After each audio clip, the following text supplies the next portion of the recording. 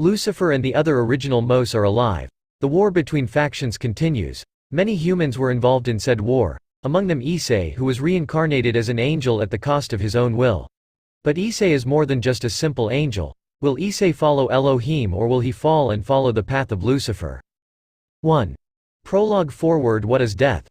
Well, according to Wikipedia, death is defined as, it is a terminal effect that results from the extinction of the homeostatic process in a living being, and with it the end of life. It can occur due to natural causes, old age, illness, consequence of the food chain, natural disaster, or induced causes, suicide, homicide, euthanasia, accident, environmental disaster. But according to me, dying sucks. Right now I'm lying on the floor covered in my own blood. It was night, and it seemed like the more time passed it got colder. Was it that, or was it the feeling of my soul leaving my body? The sky was cloudy. I hope it doesn't go away. It's too late, it's already raining, which is what I was missing. I was cold, I had blood all over my body, it was raining, what else? Yes, he was dying. Yep, the worst day of my life. Well, at least it's not worse than that day I lost all my anime and manga in an accident, according to one of my friends. Gosh, that really hurt me. Anyway, you might wonder how the hell I am in this unfortunate situation. Well, I'll tell you, and if you don't want to know, I'll tell you anyway. After all, it's my story. My name is Hayato Issei, but my friends call me Eyes. If only I had friends. I am an angel, although not completely. I was previously human, but the leaders of heaven saw potential in me and decided to reincarnate me to help them achieve peace. Pure lies. They only want me as another of their soldiers to fight a war that they have not been able to win in millions of years. Although I am not just any angel, I am one who cannot fall, and I appreciate that since I can. How do they say? Ah yes. Blaspheme, sin, be a heretic, murder, have sex and thoughts that are not healthy for children, without the fear of becoming a fallen angel. It is a strange but very useful ability. You will explain to them. Let's say that while I was reincarnated by the system of angels, a small failure occurred to the same system, since Elohim, the Almighty Father, went to sleep, because his power had been reduced to nothing in the last fight with Lucifer. My teachers always tell me that there is to respect and praise the Great Father. Pure nonsense. Many see Elohim as the greatest being, but he didn't even have the courage to kill Lucifer when he had the chance. No, he had to send him to the depths of the underworld, waiting for him to learn his lesson and come crawling back. And begging for forgiveness. But it was quite the opposite. Lucifer became stronger and made a great army. In fact, many angels followed him. Over time, the power that was once pure became corrupted, turning them into demons whose objective is to destroy Elohim and take control of all. For me, all the blame for what is happening is Elohim's, that he did not have the courage to kill Lucifer when he had the opportunity, now that he has an army and a power that borders on his.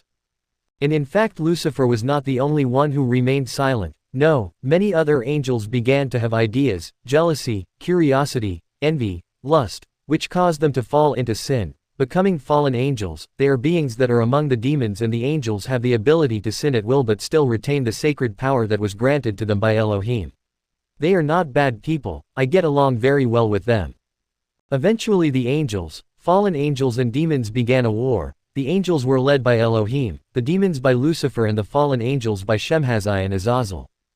The war lasted millennia, and in fact it still continues. Elohim, Lucifer and Gregory's goats almost killed each other, but since their power literally rose, it always ended in draws. Although they always got very badly injured, I have no problems with let him try to kill himself. In fact, I would like the three of them to kill each other to see if that's how this war ends. But everything went to shit, or at least for the humans, when the three races brought the war to the human world. Elohim tried to avoid it, but nothing could be done. Seriously. You are the creator of everything, well, almost everything. And a being of immense power, and you couldn't do anything to leave humans out of this. They were not, according to your most precious creation, pure lies. In short, humans had to find out in the worst way that supernatural beings existed, being caught in the crossfire. Many human lives were lost in that massacre.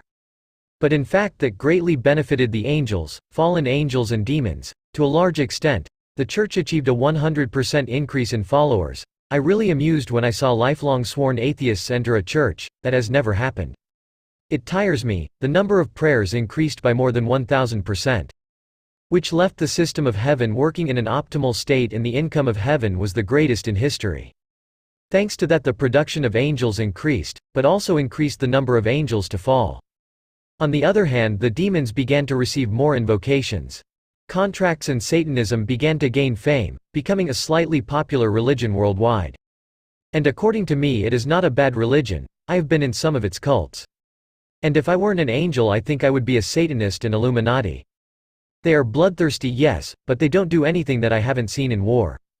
But after the cult there is drinking, gambling and a lot of meat. It really is fun, but I have not been able to attend anymore since after the last service I went to I received a big scolding from Gabriel and a punishment from Michael. I do not understand what your problem is. It is that perhaps I do not have the right to live my life as I want. Such maybe I should have accepted the job offer that Azazel or Lucifer gave me. I wonder if the positions are still available? Anyway, I'm getting off topic, but what was I talking about? Ah yes, how come I can't fall? Ahem, after Elohim's last fight against Lucifer and Gregory's generals. Which was like, I don't know, 6 years ago. The green old man was very, very hurt. More than I'm used to seeing. So he went to sleep until his wounds healed and his energy was restored, and he continues to sleep to this day. After he went to sleep, Michael is the one in charge of maintaining the system, and it doesn't do it very well. In fact, it does it terribly. Maybe you should call a technician to check the system for a virus or any failure. Well, the system is not working as usual, allowing demons to reincarnate humans with sacred gear, which they previously could not do. And because of that, Michael has taken it upon himself to reincarnate humans into angels with sacred gear before the demons do. And when the races found out that the wearer of the boosted gear, that is, me, had been born, they gave me a house. I was barely 8 years old when I awakened the boosted gear after seeing how my parents were killed in the middle of another war. At that moment, the demons and fallen angels began to look for me, but Michael was the first to find me. He took me to heaven. He wanted me to be his which I refused for reasons that I don't even remember. The point is that I didn't want to be the from Michael, which I am now grateful for. He respected my decision, but even so I was reincarnated into an angel with the excuse that it was for my own good. He took me to a room where the system was located, a completely white room with only a desktop computer. Well, in my eyes it was a computer. Michael sat in front of said computer and started typing many things. A golden light covered me. I was scared. I was barely 8 years old and I knew that supernatural beings were not to be trusted, so I thought it was some kind of disintegrating ray. I repeat. I was 8 years old, and I accidentally boosted gear responded to my fear by activating the dragon aura that ran through my body, and the increase in power destabilized the system and caused errors at the time of my reincarnation. And that is why, my children, my wings, instead of white like any reincarnated person, are golden, pure like a true angel. Although in a way I am not totally connected to the system, which allows me to sin without falling. That day was the first time I managed to see the system. The second was when I was bored. I remembered that there was that computer, and I sneaked in while Michael was away, and to my bad luck I didn't have internet. Damn. But I had some eroge games that I had borrowed from a store human when I was on a mission in Tokyo. The moment I inserted the CD into the computer, and almost instantly it started to smoke. Damn X2. And like the good angel that I am, I did what was right. I left without nobody saw me, and I pretended that nothing happened. It's a shame that Michael didn't do the same when he knew it was me who had done it. To say that he got angry with me is saying very little. I almost ran out of heaven if it weren't for Gabriel. Ah, Gabriel. What a beautiful person I would be today without that woman. But that day I swore never to do anything to upset Michael again. And I would like to be able to say that I have kept that oath. And I say that to this day I have driven Michael's nerves more than anyone in all his life. Years of existence, which I can say is a gift. And now after all that, I find myself here, cold, wet and hurt, waiting for the moment of my death. And all this happened to save some demons who I bet don't even remember that I saved them. How sad life is. And with a last sigh, I close my eyes waiting for my death to come. When I opened them again I was in a completely black space, with nothing, completely empty, except for a gigantic western dragon, 80 meters high and 50 meters long, with red scales inlaid with emeralds. Diedrich, did you die too? I asked him, confused. Of course not, idiot, you're still alive. Diedrich answered me. Seriously, what a relief. Sigh of relief. Seriously, you're an idiot. Well, thanks for the compliment. It was not a compliment. I'll still take it as one. Anyway, how long have I been asleep? About 3 days. You should wake up now. -3 days. So long. What did you expect? You almost died in that last fight. Well, that's also true. Well, I think I'll stay here for a while. That you don't plan to wake up. You're crazy. You know what Gabriel or Michael are doing to me. They surely already know that I saved some demons from death. I don't plan to wake up for a while. Hemp. Why did you save those demons anyway? I don't know, I thought it was wrong to let them die. Oh, you always doing whatever you want. So you prefer that I follow Michael's orders to the letter? I said nothing. I thought so. It's time for you to wake up anyway. At what Diedrich said. The space where they were both began to expel eyes. No. Wait, Diedrich, I don't want to go back. I don't want to die. G. Outside, Issei moved uncomfortably as he began to open his eyes. The light bothered him, so it took him a few seconds to adjust his gaze. He looked around, noticing that he was in the hospital in the sky. "Ah, what a relief, it seems that there is no one," Issei said to himself. "I wouldn't say that," said another voice, causing Issei to turn around monotonously like a robot to meet one of the people he least wanted to meet, Gabriel, who looked at him with an extremely serious look, very rare for her. "Ho ho, hello Gabriel-sama. What a surprise that he came to visit me, and he wouldn't have bothered." "Eyes," said Gabriel, approaching and pulling him by the cheek. "You have any idea what you did? You left heaven without permission. You revealed that you were an angel sent from heaven to get what you wanted. You lied and lived with fallen angels, but worst of all, you saved a group of demons from wandering demons, even knowing that we are enemies. You know how bad that is." Yes, I know. I'm already prepared for Michael's punishment. You don't have to say it," I said, standing up while Gabriel continued pulling his cheek, which was already red. "This is no longer just a simple punishment. They may expel you from heaven, and this time I won't be able to do anything." Issei didn't say anything and just lowered his head, gently taking Gabriel's hand, removing it from his cheek. "I'll go see Michael, he's probably waiting for me," I said, walking out of the room, leaving Gabriel alone. Eyes walked through the streets of heaven. Unlike what many believed, the sky was not a large floating cloud where you would live in a house made of clouds for eternity, nor a large endless table of food where you could eat whatever you wanted, no. Rather, it was a great city, almost endless, of white, gold, blue and yellow buildings with a very thermological appearance, where people who managed to enter heaven through their good actions and their faith could live eternally in peace, or if they wanted to. They preferred, they could be reincarnated as angels to serve heaven, or be reborn as humans again, and start over with a different life. Eyes walked in the direction of a certain castle-like structure made of pure white glass that radiated light, and hundreds of angels came and went. As he walked, he attracted the attention of people who whispered things like, "He's impure, he's a heretic, how can Michael-sama allow someone like him to be in heaven?" and things like that. It wasn't a surprise to him, because he himself had sought that fame by being a sinful angel. Once Eyes arrived at Michael's office, he entered his office noticing that he was not alone. In the office there were also Uriel and Dulio, who looked at him with a somewhat serious look. It seems that they are already aware of the situation. "I wanted to see me Michael-sama." Eyes could be disrespectful, disobedient, negligent and many other things, but right now he knew that he couldn't act as he pleases. "I haven't called you," Michael responded with a serious and somewhat cold voice. "No, but I imagined that he wanted to see me." There was silence. No one said anything. It was simply an uncomfortable and suffocating silence. "Eyes," Michael spoke, breaking the silence. "Do you know why I reincarnated you?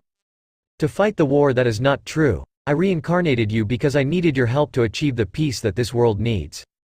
"That is not true. You just wanted another pawn in your ranks, since you could not win a war that has been going on for thousands of years, and you expect me to do so."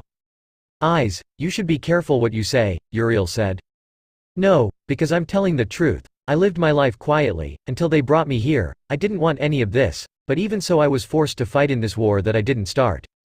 "Eyes," Michael said. "And not only me, many humans were affected by his mistake." "Eyes," Michael said, raising his voice more. "If only Elohim had taken care of his mistake himself, none of this." "Enough is enough," Michael shouted, standing up and hitting his desk hard with his hands. "I've known you since you were a child. I believed in you. Do you think I like this situation? No one does, but we can. We try how we can end this war. I thought that maybe with your help this nightmare could end. Since you can do what we cannot." Michael paused. "You can sin without falling. I believed that we could finally win the war, but I think it was a mistake to reincarnate you." Michael looked away. "You have only brought more problems that I must take care of." More silence. Eyes didn't say anything. His hair covered his eyes. His fists were clenched and the veins were visible on his forehead. He wanted to shout at him, tell him 1,000 things, tell him what he thought, about Elohim, about the war. I wanted to hit him. But he turned around towards the door. I haven't told you to go yet, Michael told him, but Issei didn't stop and kept walking. Where are you going, Issei? To a place other than here, I said while looking at Michael over his shoulder. I quit. Issei left the room, leaving Michael, Uriel and Dulio alone, who did not know what to say. Michael fell tiredly into the chair, put his elbows on the desk and rested his head in his hands. Should we stop him? Uriel asked, doubtful of what to do. No, Michael replied, let him go, maybe he'll reconsider later. Meanwhile, Issei was already at the entrance to heaven, looking at it, perhaps for the last time. Goodbye, I may never return, and a magic circle appeared at Issei's feet which transported him to another place. And history begins to repeat itself again. Issei, even unconsciously, took the first step, the same one that Lucifer once took, and Michael, like Elohim, did nothing to stop him. History repeats itself again, nothing can be done, the wheels of destiny continue to turn, the only thing left to do is wait, and see if Issei will seek redemption from him and return to heaven or follow the path of Lucifer. The only thing left to do is wait. NCH 1 of 11 Next, 01 Chapter 1. Well, let's pick up where we left off. As you already know in the previous chapter, I resigned my position in heaven and left there, completely abandoning it. Why did I do such a thing?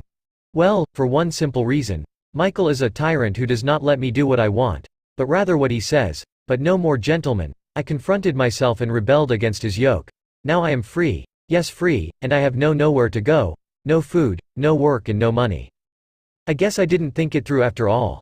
Maybe if I go back and apologize. That's not what he wants, and I'm not going to do what he wants. No more. Wait a minute. Stop everyone. I just remembered something. In fact, I do have a place to go. If I remember now, I have a house. My old house where I lived with my parents.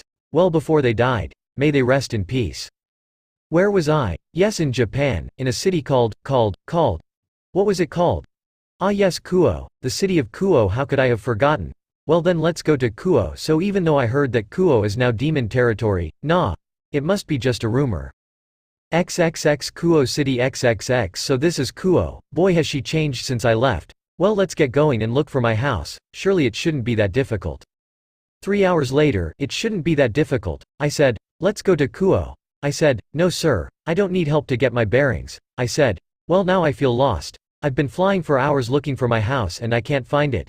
Gosh, what the hell am I going to do now? If I don't find her soon I'll have to sleep on the street. Wait a minute, I am good. If it is my house, I can remember it, it is exactly the same. Yay! I won't have to sleep on the street or rob anyone. Or at least not today. I quickly descend, stopping in front of my house. The sky hasn't really changed, although it's a little overgrown, nothing that can't be fixed. I open the door and what I see disappoints me, broken and worn furniture. Dust in every corner and inch of the house with cobwebs everywhere. This is really frustrating. Maybe it opens on a day when I have good luck. I give a big sigh. It was a bad idea since all the dust entered through my nose. After exploring for a while I realized that the whole house is in the same condition, and there was nothing to eat, and to top it off I was starving, and I no longer have any other options. My only way to survive is to work. Or steal, that's easier. After thinking about it for a while I realized that standing here like an idiot is not going to solve anything. I'd better find someone to steal my money so I can survive. But first I need to change. With these clothes on anyone will know that I'm an idiot. Angel. I go to my parents' room. I feel really uncomfortable entering this room. But no way, while I check the closet looking for my father's clothes that I can use. I notice how in the pockets there is some money. Bingo, at the same time finally some luck. I check each pair of pants, shirt, stockings, boxers, panties. Any garment that was in the closet was thoroughly checked by me. I was surprised that everything is exactly the same. How is it that no one realized that house has been uninhabited for about 8 years? But well, I'll ask myself that later. Now it's time to count how much money I have collected. Minus 432, 720, 1150 and 1460 yen. This is barely enough for me to eat today. I lower my head disappointed. I really thought I had collected more. Well, there is no other way. Let's steal. I take a black shirt from my father along with some gray pants and I go out to earn a living. I have been walking for several hours looking for a victim. Unfortunately I cannot find any. It seems that today is not my night. Wait a minute, someone is coming. This is my chance. It was a man in a brown suit with a briefcase. He was talking on the phone, ignorant of that there is a monster stalking him. I really feel bad for doing this, but I have no more options left. Of course I still have to work and earn a fair living. but that is very difficult, and together now it was the perfect opportunity to get easy money. But when I was about to act, another guy beat me to it. There is no longer respect in this world. I saw first. Wait, he's doing the job for me. Once I'm done assaulting him, I'll assault him. He perfect crime. And exactly what I said happened after that thief finished jumping that guy. I assaulted him. The guy didn't even see him coming. Lol. Now let's eat. I quickly found a ramen place and without thinking twice I ordered the largest bowl the restaurant had. After filling my stomach I left the restaurant to head home. Or that was the plan, but I felt a large number of demonic auras heading towards me. It seemed that it was not a rumor that this was demon territory. Well, if they won't have it easy. I went to the nearest alley and spread my wings and began to fly in the opposite direction from where the auras were coming from. Without a doubt there were a large number and they didn't seem to be happy with my presence. After a few minutes I arrive at a desolate park and I refuse to hide there. Well, let's see my options. I can fight against an enemy whose level 1 don't know. They have a numerical advantage and they know this territory better than me. On the other hand, I barely know the place where I am standing still. I am only one. But, I am the Securite and an angel. My sacred power can kill them without much problem. And if I win this territory from them it would become mine since I defeated the boss of this territory. Or at least that's how it works in me mind. I feel them approaching. I lower my aura until I make it undetectable and I hide in some bushes hoping to go unnoticed. I'm sure he left this way. I hear them talking. It seems like they're coming for me. I did feel his aura arrive here, but it disappeared. It seems that hiding my aura worked. Maybe he is gone. If so, pay attention to him. No, it's here. Shit, so close. You have to be careful. He is an angel and given the level his aura had, he must be a high-level angel. He could be a threat. Did you hear that, Diedrich? I am a threat. But what is an angel doing here? This is our territory. Is it that perhaps they are planning to start an attack? Which, of course not, that is not my intention. It is unlikely, but the possibility should not be ruled out. This does not look good at all. For the moment, we must look for him and make sure we know what his intentions are, and if he is hostile we must eliminate him. After that I see how they fly away, sure to continue looking for me. When I think their auras are far enough away, I come out of my hiding place. Maybe I should leave here before something bad happens. I don't want a war to start in this city because of me. For the moment I will just return to my house to wait and see how the situation progresses. It would be risky to fly, so I decide walk. I don't want to attract them again. When I arrive I make sure I close all the doors and windows. I look inside what is now my house. If I am going to stay here I will have to clean. This is very annoying. I take off my shirt and go in search of a broom. I remember seeing one while I was checking the house. It's time to get to work. XXX heaven. Michael's office. XXX Gabriel was in Michael's office sitting in front of him, with his arms crossed and a serious face. Michael was just as serious. No one said anything. Damn, it was an uncomfortable situation. Although Michael already imagined why Gabriel's presence in his office. Why did you let him out? Gabriel asked, breaking the silence. It was the best, Michael said. For whom, for him or for you? That Gabriel defend me. It was the best for heaven, it had to go. That hurt, you know. You're insensitive, Michael. So you got him into this and now you just want him to get out on his own. Vala. Gabriel is really angry. I didn't think she cared so much. I gave him many opportunities to correct himself and he didn't take advantage of any of them. That's what you say. I don't remember that you gave me any chance, except that time I almost damaged the system. And when I went to the human world and claimed to be an angel sent by you to give me free food, and that time when I went into Elohim's room and started going through his things, or like when I saw you in that embarrassing scene where you were scolded by Elohim when I was still awake and I sent it by accident to Lucifer and Azazel. All what beautiful memories. You weren't patient enough with him. Gabriel continues to defend me seriously. What would happen to me without this woman? I was too patient with him, more than I should have. I even got gray hair because of him. And it was no joke. If you looked closely, Michael had some gray hair, although it was barely visible since he hid them with his hair. But, you have to look for it, you can't leave it alone. So he cares about me also. If Lucifer or Azazel find him, he thinks what they could do to him. Michael remained silent. He seemed to be thinking about it, and it was serious since he didn't make a single movement. Even a fly was standing on his eye and it didn't even blink. I'm starting to believe that I really shouldn't have given Michael so much trouble. I've turned him in a monster. It's okay. You win. Seriously. This can't be happening. I'm not going back anyway, although what Michael said made Gabriel very happy. But after he shows me that he has matured, and I knew it wasn't going to be that easy.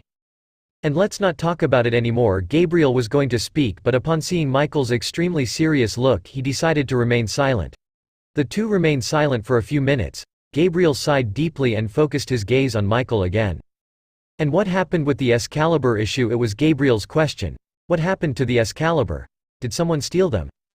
We still don't know who the thief is, but we have suspicions that they could have been the fallen ones.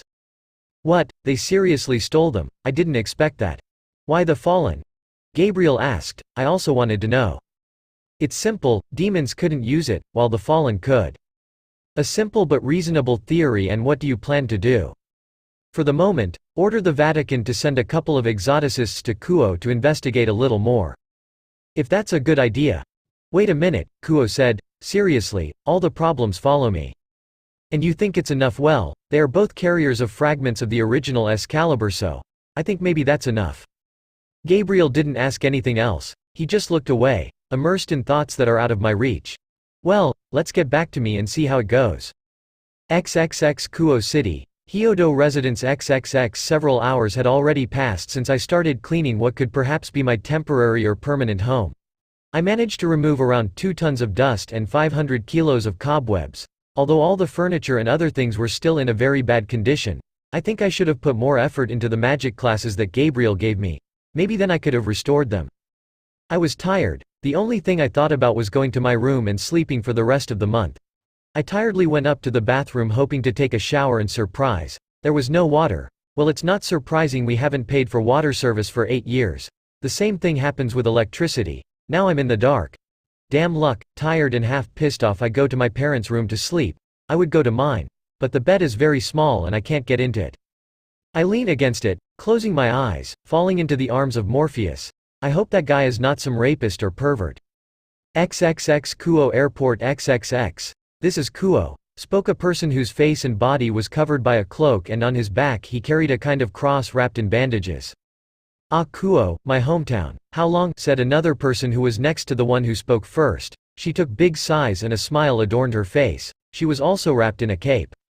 Irina, don't get distracted. We come here to fulfill a mission, not to enjoy the atmosphere, spoke the one carrying the cross wrapped in bandages. I know, Zenobia-chan. Although we should look for a place to sleep, it's already night and I don't think we can do anything now, said the one identified as Irina. I think for the first time you are right. Now let's go. Tomorrow we will go talk to the Gremory and Citri, Zenobia told him. The two girls set off, looking for a place to spend the night. XXX Kuo City, Hyodo Residence XXX. Aw, damn, someone turn off the sun. I was now getting up because of the annoying sunlight. I had forgotten to lower the curtains and all the annoying sunlight was coming in through the windows. Damn laziness, I couldn't close the curtains last night and avoid this annoyance. I open my eyes lazily and get up towards the windows, closing the curtains, then I go back to bed. But almost instantly I open my eyes and stand up suddenly, because what I am now feeling is nothing more and nothing less than 2 sacred auras, and not just any ones that I had already felt before. It was the aura of 2 Excalibur.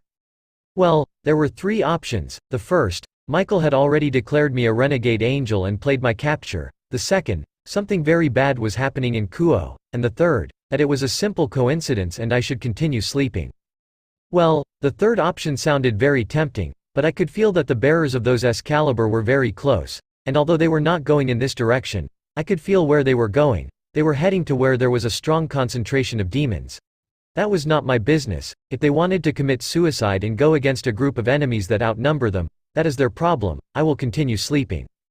Ah damn, I can't. I don't even have to know why they are going to fight. I get up and change my clothes. This time I put on my angel fighting suit, which consisted of a long-sleeved white button-down shirt with golden wing-shaped shoulder pads. Over it a gold and red sleeveless vest with sky runes on the back, pure white jeans with red embroidery, with black leather shoes, and my hands were covered by red fingerless gloves with metal plates. Metal on the back with the symbol of heaven. This was a suit that I adapted to fight. I'm a seamstress. It wasn't the typical outfit that angels wore, but it did have style. Once I finished dressing, I set off to where I thought the 2 were going. Excalibur bearers. Once outside the house I placed a magical seal on it, in case anyone thought it would be a good idea to enter, and I set off. It was relatively easy for me to go to the place where they were going, since I was closer, although the place left me with doubts. It was a school. According to me, students came and went. Everyone looked at me strangely and with surprise.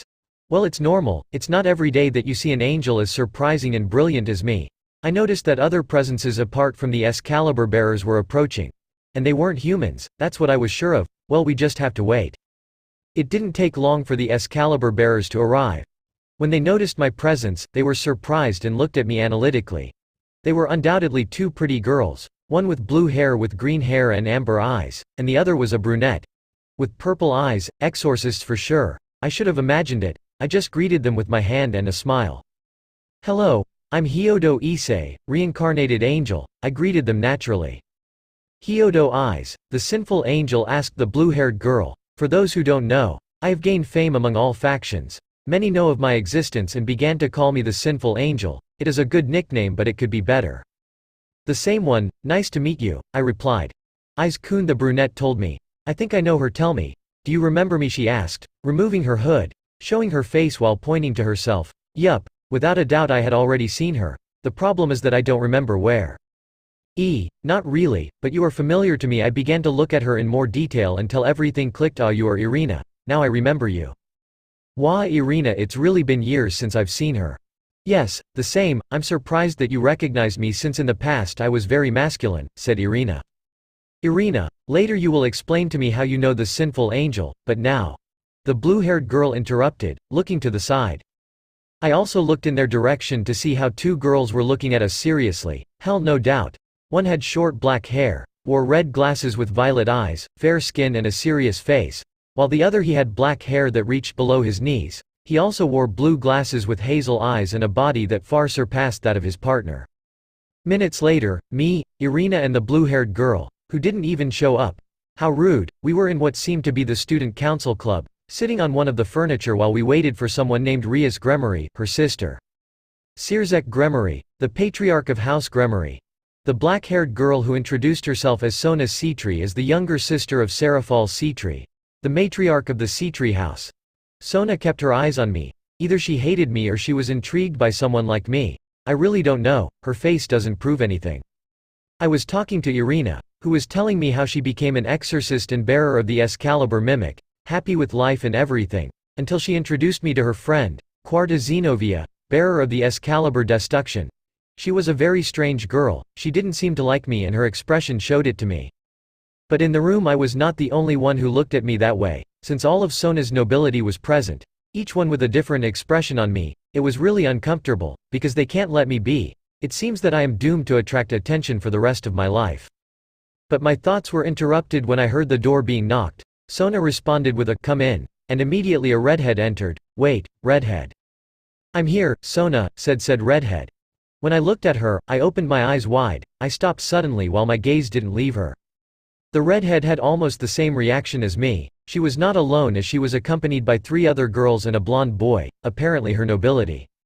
It's you, the redhead, and I shouted at each other while pointing at each other. End. Previous ch2 of 11 next, 02 episode 2. I was standing in the corner of the student council room, arms crossed and trying not to pay attention to the redhead sitting on the furniture, who didn't look away from me, like the rest of her entourage. Haber. Let me see if I understand. You say that Sona speaks while pointing at me. I saved you this time. She points to Rias and your entire entourage of a group of wandering demons 3 days ago. That's exactly what I told you. Tried to explain the last 4 hours. I'm ashamed to admit it, but that's how it is. Well, excuse me for saving your life. Next time I'll let you die. You know, for being pretty you are very ungrateful. To save you and your servants I lost my right arm, I told her. But your arm is there and without any kind of wound, he answered me with distrust. He started asking me if it was a good idea to have saved her. Yes, I extend my arm forward, allowing everyone in the room to see it. Red scales came out of my skin up to the elbow and my nails transformed into very sharp claws. After a few seconds my arm was completely that of a dragon. It was similar to the boosted gear. If the boosted gear were made of scales and were made of my skin they would be identical. Everyone in the room was surprised. Their eyes showed surprise. Some were even on the verge of fainting. I don't blame them, I would also react in a similar way. But how? Rias asked with great surprise. Now you believe me.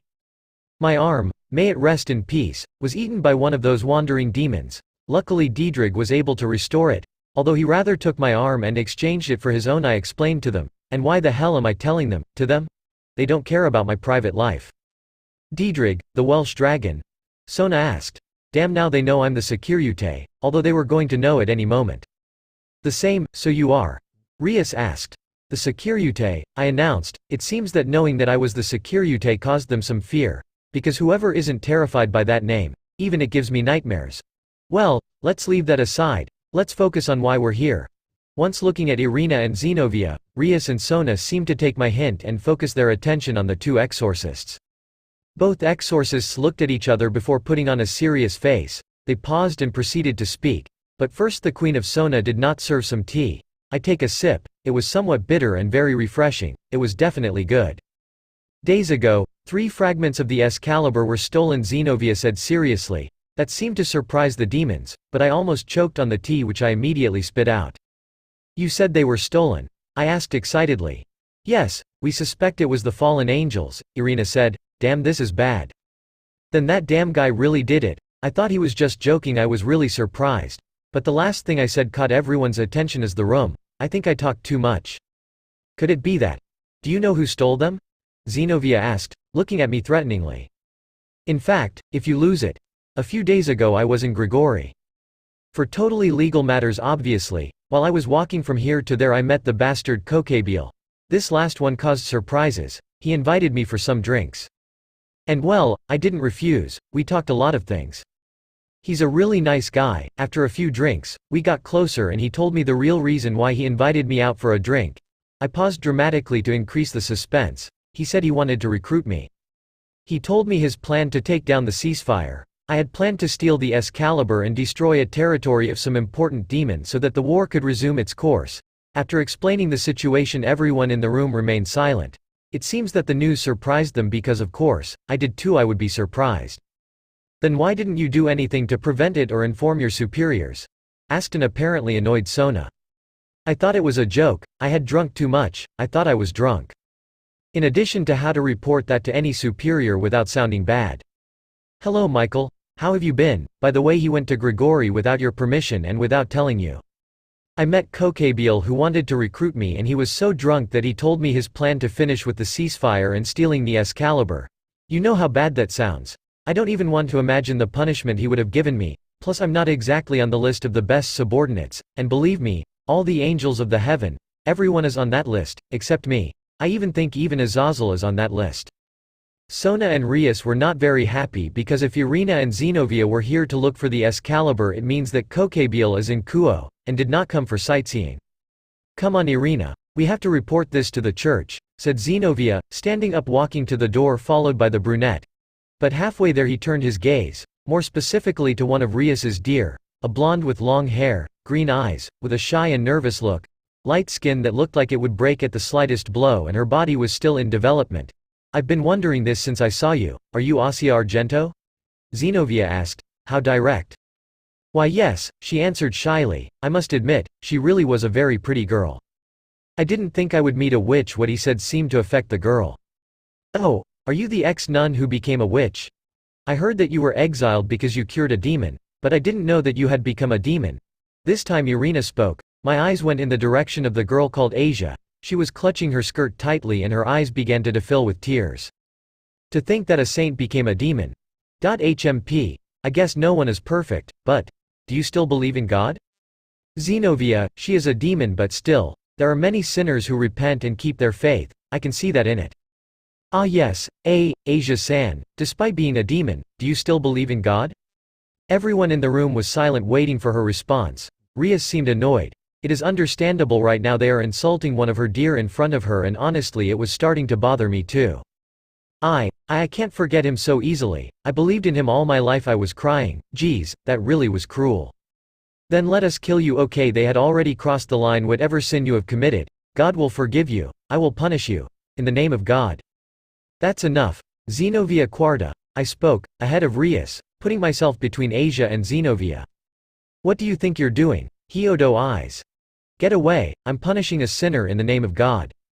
You punish in the name of God, you say? Well, let me tell you something. My eyes were completely full of anger and seriousness as I looked at Zenobia. God went to sleep while we still continue fighting in this war. In fact, it is because of him that this war started in the first place, because he did not have the courage to punish the greatest sinner in history. If you want to punish someone, then go up to heaven. go and enter the room where Elohim is and punish him for not preventing this war." All jaws were on the floor and everyone's eyes were wide open. They couldn't believe what I had just said. He, what can I say, I'm great. You. How. You. Dare, I'm going to punish you, fence. I did make her angry, and heavens, Excalibur has destruction. I have to thank Diedrich because the boosted gear managed to block it without breaking. Xenovia Quarta, right now I would have no problem facing you. But right now a high-level bastard is planning to destroy this city to start a war. You can kill me or punish me as much as you want. But it will be after we stop Kokabiel and recover the Excalibur. My gaze is full of seriousness and in a way intimidated the blue-haired girl who lowered her sword and sheathed it again. We'll finish this later, Irina, let's go, Xenovia spoke, leaving the room with Irina. I remained serious until the last second, and almost the instant both exorcists came out my boosted gear broke into pieces. It is understandable, after all destruction was a very powerful Excalibur. I noticed how Rias's knight was going to get in the way of Xenovia and Irina, but I stopped him by putting my hand on his shoulder. Let me go, don't you see that I have to, Kiba Yuto. Only survivor of the Sacred Sword Project. I understand your anger and desire for revenge. I was not there like you, but believe me, I also want to catch Bulba Galilei, and the only way to do it is to wait. I assure you that very soon we will see him, and at that moment, you can kill him. It seems that my words calmed him because after a sigh he returned to his place behind Rias. Gremory, you the ex-nun I called Asia who looks at me. Is it true that did you cure a demon? My question was direct and without any detour. Why yes, it's true, he answered, looking away. That's fine, I said without looking at her. Huh? She and the rest looked at me with confusion. You did what you thought was right, you don't have to be ashamed of that. I'm surprised that you have such a pure heart, he told her calmly. But you won't get in trouble for defending me. I mean, you're an angel. I'm sure Michael Sama will be angry with you. Oh, believe me, you don't have to worry about that. I'm no longer part of heaven, okay? I should have brought a camera since everyone's face kept being surprised. Excuse me, what did you say? Sona asked, adjusting her glasses. As you heard, I am no longer part of heaven. Yesterday I left because I couldn't stand being in that place anymore. So many orders and scoldings are not my thing. Plus it seems that I really tried Michael's patience by saving her and her entourage, I said, pointing to Rias. By the way, Rias Gremory. Here, I said, giving her a piece of paper. What is this? I asked curiously, looking at the paper. It's a bill. You think it saves you for free? Well, it's not like that. Out of curiosity, Rias looked at the amount on the paper, opening her eyes widely. I'm not going to pay you 100,000 trillion yen to save me. Then you'd rather die? I asked. Besides, what's the problem? You're part of the Gremory house and apparently it's one of the most important houses in the underworld, so they must have a lot of money. Even so, I'm not going to pay you this amount. Yes, you are stingy, I sighed, closing my eyes. Anyway, I want to ask you something, I said, looking at Rias and Sona, who gave a hard look. As I understand it, this territory belongs to you, doesn't it? They both nodded. Then I want to ask you. Let me stay for a while, since Kokabiel's matter is very delicate, I would like to help. They both looked at each other doubtfully at my request. What do you think, Sona? Well, Kokabiel is not someone to be trifled with. Without a doubt the power of the Securite would be of great help. Well, don't talk anymore, I'll stay, I said, turning around ready to leave before they said but. Sona stopped me. Damn. If you're going to stay in our territory we need to know where you're going to stay. Why do you want to know that? Maybe you're a stalker? I asked her suspiciously, but she didn't seem to like it. No, it's a precaution if you want to know so much. I live a few blocks from the park that is near here. I previously lived there before being reincarnated, was my answer to his question. Wait. You said you left heaven. No, so what do you support yourself on? I mean, I don't think heaven continues to support you. So what do you live on? The redhead asked. This already seems like an interrogation. Well, at that moment I remembered the night before when I let a thief rob a guy and then I robbed him. That's none of his business. I crossed my arms and turned around with the intention of leaving, but. One more thing, said Sona, if you are going to be here and collaborate with us, we have to keep you close. You will have to come to study here to keep in touch and be able to keep an eye on you. Whether you are part of heaven or not, you are still an angel, so in my eyes you are still an enemy. Go to school. There is no way I will ever go back to school. The next day, hello, I'm But Issei, nice to meet you. I introduced myself in front of a lot of kids my age. Yup, I'm in the academy. Damn, Sona blackmailed me to come here, but you're paying for this one. Well, eyes, please take a seat, class is about to start, the teacher told me. I walk with an unfriendly face until I sit in one of the free seats. It was not until I sat down that I noticed the presence of Asia sitting behind me. So we are in the same room. It is too much of a coincidence to be true. The classes were the worst. I was about to beg Asia to cast some demonic power on me that would kill me, but I discarded that idea when I saw the blonde's innocent face. Ding dong ding. Well, class, you can go. The teacher paused when he saw how my seat was on fire and there was a line of fire that went from it to the door. Now. You can. Go. Gosh. I thought I was going to die of old age in that room. I thought as I walked through the hallways towards the exit. You don't think you're exaggerating? Oh Diedrich, you finally appear. I started to believe that you had changed carrier. Just because he doesn't speak doesn't mean he's not here. Leaving aside what you think about the situation with Kokabiel. I think they are really screwed. Well, thanks for the support Diedrich. You should worry more about those exoticists than Kokabiel. Now they must be reporting everything to the church. They must also have informed that you are here, and if so, Michael must already find out and it won't be long before he sends someone for you. That doesn't matter. I won't come back. That's very clear to me. It doesn't matter how many people you send for me. I hope it's as you say. I couldn't stand another of Michael's sermons. Of all the angels I could have ended up with, I assure you, you are by far the best of all. Ah, thanks Diedrich, because everyone else was self-righteous. Wait. Those aren't those over there. Outside I was walking very calmly to my house and halfway there I found none other than the two exorcists Zenovia and Irina, scaring people away begging for alms. That's really low. At least they don't steal. And that was a turn down for watch from Diedrich. Well, let's help them a little. Minutes later I shouldn't have helped them. Right now Irina and her strange friend were devouring plate after plate of food. I for my part was crying my eyes out since all my money was going down the trash. What has this world become? Accepting food from a sinner to continue our mission, said Zenovia. She didn't seem happy. Zenovia isn't that bad. At least she's an angel. You have to give her points for that, Irina told her. This is how they thank whoever fed them. Lord, please bless the soul of this sinful angel more. Amen, Irina prayed. Well, what do you want?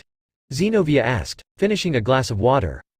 Because you imply that I want something, maybe I just wanted to help them. Anyway, I will tell you that the white dragon has awakened. Consider the information with gratitude. I don't want to disappoint you, but I already know that the white dragon woke up and I also know who it is. Thank you anyway. Zenovia didn't say anything, she just stood up to walk to the exit. Where are you going? That's none of your business. You don't have a place to stay, do you? I asked while, with great pain, I left money on the table. While Irina had a look like, how did you know? If you want, you can stay at my house. It's not very big, it's a mess and it does not have electricity or water, but it is enough for 3 people to live and at least they will not have to sleep on the street. It's not wrong. Come on Zenovia-chan. We don't have a place to stay and I don't want to sleep in that church again. It gives me chills, said Irina, dragging Zenovia. The 3 of us walked calmly to my house, each one in their own world, and Zenovia killed me with her eyes. I could feel it. But my mind could only think one thing. What the hell is going through Kokabiel's mind and what stupid thing is he planning to do? End. First, previous ch 3 of 11 next, 03L chapter 3. I think I didn't think things through when I decided to stay in Kuo. In short, 3 days ago I found out that the Excalibur was stolen from the church. The Vatican sent 2 exorcists carrying Excalibur, who by chance of life turned out to be my friend from childhood and her strange and somewhat clumsy friend who hates me. Both are staying with me. I regretted at first having invited them, first because they are both always watching me when I am at home, when I am brushing my teeth, while I read, even when I sleep. It's really uncomfortable. The second thing is that they spend their time devouring the food I bought with the money I stole. I mean, I earn honestly like anyone else, plus Irina is always bothering me to show her my angel form. And my problems don't end there, no, since I now find myself in demon territory. They also keep an eye on me all the time. It's really annoying. Maybe I can't have privacy, and as icing on the cake I have to go to school, since the girl Citri doesn't trust me enough to leave me alone 24 hours a day. Seriously. I'm an angel who doesn't obey the rules. She spends her time sinning all the time. It drives Michael crazy and it was from heaven because I didn't want anyone to order me anything. Who is more trustworthy than me? Well, back to the topic. The Citri girl asked me, not to say ordered and blackmailed me, to attend the academy to keep an eye on me and be in contact in case of any appearance of Kokabiel, that damn one. Only it brought problems. If he wanted a war he should have submitted a written request like normal people, not robbed the church and destroyed a city. The Kokabiel incident put the three factions on alert, and of course, not to mention that the human army found out about the matter, since one of its agents infiltrated in the Vatican sent a report of the situation to the High Command. And in less than a day the city of Kuo was flooded with soldiers prepared in case Kokabiel decided to appear. But these are not the military that we all see with guns and stuff, no, since the demons, angels and fallen angels brought war to the human world. These began with the development of weapons, as they call it, anti-supernatural, consists of weapons such as swords, spears, daggers and other weapons of that type, which had both sacred and demonic powers. I'm surprised that humans were able to make weapons of that type in such a short time. But back to the topic, now Kuo City is invaded by military of all ranks, and they are everywhere, in the squares, the parks, the trash cans, corners, on top of a pole, in the bushes, on power lines. Some are even acting as people's shadows. That's really creepy. For my part, I'm on my way to receive my portion of daily torture. Yup, you guessed it, I'm going to school. How I envy Irina and Zenobia. They are surely around the city looking for Kokabiel. That is much better than going to that prison they dare to call a school. XXX Kuo City. Academy XXX. How much time has passed? That's what I wonder. Slowly as my soul leaves my body. I can't take this torture anymore. Elohim, if by chance in life you woke up and are listening to me and you really love me, please send a heart attack to the teacher. Don't say that Hyodo-san. Besides, we've only been in class for 2 minutes, was what Asia, who was sitting next to me, told me. In my 3 days in this torture room, she has been the only one I have talked to and I have made a friend. Others have tried but I ignore them. After all, I don't want to make friends because when Kokabiel is over I will leave this school. Well, students, that's all for today. There's the next class, said the teacher, taking his things and leaving the room. Finally, after 6 long years, or at least that's what I felt, class is finally over. Well class, let's start the second hour of classes. Another teacher came in. Damn, there's no end to this. Better to skip the time since no one is interested in what happens during the class period. After another 4 hours of punishment, my face was leaning on my table and it was completely white as were my eyes. My ears were bleeding and a small ghost was coming out of my mouth. While death was a few steps behind me, it seems like my life ends here. I don't regret anything. Hyodo Issei, I have come for you. Death spoke with a raspy and chilling voice as he raised his scythe. No wait. Asia spoke, stopping Death. Hyodo-san, please wake up. Asia said while trying to revive me. What's the point? I'm already dead after all. Ah, what? Am I already dead? I said, looking in all directions confused, while Asia sighed in relief and Death hissed his tongue in annoyance. I have no idea how he does it. He doesn't have a tongue after all. And then left in search of another soul. Which to take? I hope that soul finds it in the teacher's lounge and goes for the mathematics teacher. What? Don't tell me you haven't wished death on a teacher at some point. Leaving that aside, I was already walking out the door with Asia behind me, but a slight but noticeable aura caught my attention. Sacra, without a doubt. It could be anything. The weapon of some military man, an Excalibur. Correct, it couldn't be anything. It could bother him to pass by or he could investigate. Difficult decision. Something happens. Hyodo-san, I'm sorry Asia, but I think I'll accompany you here. There is something I have to check. Goodbye. I ran in search of a place where I could use a magic circle to teleport myself. XXX Kuo City, Forest XXX. I appeared on a forest path. I was very close to the sacred aura I felt. Now I could feel it more clearly. It was definitely a fight. A magic circle appeared at my feet and my academy uniform was changed into my angel battle suit. I spread my wings and left in the direction where the fight was taking place. It didn't take long since I was relatively close. From the sky I could see how Irina and Zenobia were fighting with a guy with white hair who was dressed as a father, an exorcist without a doubt. He also carried an Excalibur. I descended quickly, placing myself between the three. Irina, are Zenobia okay? I asked them, but no one answered me. Irina looked at me with stars in her eyes. She always bothered me to show her my angel form. I never managed to get her to transform me, hee, while Zenobia didn't even direct me the look, although sometimes out of the corner of his eye. I turned my head to see how the exorcist was looking at me strangely. It gave me chills. Eyes-kun, you look amazing. Tell me what it feels like to be an angel, and how do they work? I can touch them. Let me. Irina looked like a little girl as she looked at me in all directions with a pleading face. Maybe later, I responded a little nervously. Ha, great, more meat to cut, ha. The white-haired man laughed maniacally. He should quit drugs.